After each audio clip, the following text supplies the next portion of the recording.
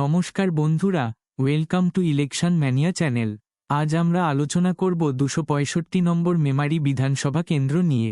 2014 সালের লোকসভা নির্বাচনে এই কেন্দ্র থেকে তৃণমূলের প্রাপ্ত ভোট 42.32%, বিজেপির অপ্রাপ্ত ভোট 11.3%, বামফ্রন্টের প্রাপ্ত ভোট 39.74% এবং কংগ্রেসের প্রাপ্ত ভোট 3.25%। এই কেন্দ্র থেকে তৃণমূলের সুনীল কুমার মণ্ডল বামফ্রন্টের ঈশ্বরচন্দ্র দাসের থেকে 5008 ভোটে এগিয়েছিলেন।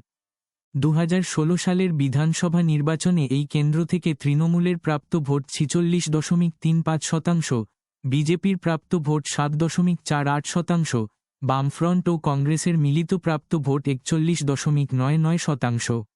এই কেন্দ্র থেকে তৃণমূলের নার্গিস বেগম বামফ্রন্টের দেবাশিস ঘোষকে 8883 ভোটে পরাজিত করেন।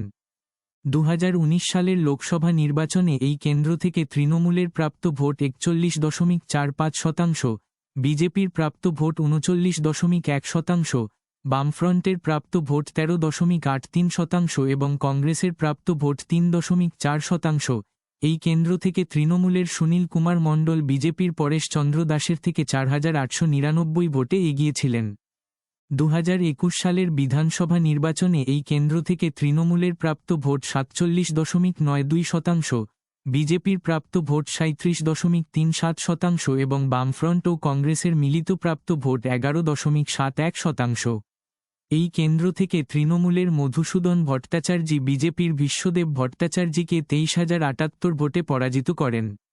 2024 সালের লোকসভা নির্বাচনে এই কেন্দ্র থেকে তৃণমূলের প্রাপ্ত ভোট 49.57%, বিজেপির প্রাপ্ত ভোট 34.26%, বামফ্রন্টের প্রাপ্ত ভোট 13.46% ও কংগ্রেস এই কেন্দ্রে কোনো প্রার্থী দেয়নি।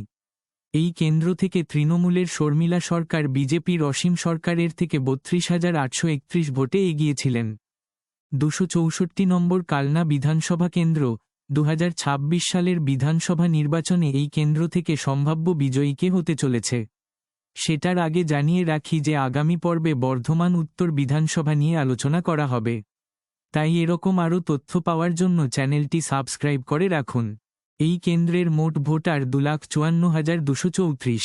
এই কেন্দ্র থেকে তৃণমূলের সম্ভাব্য প্রাপ্ত ভোট 41.55% ও বিজেপির সম্ভাব্য প্রাপ্ত ভোট 35.19%।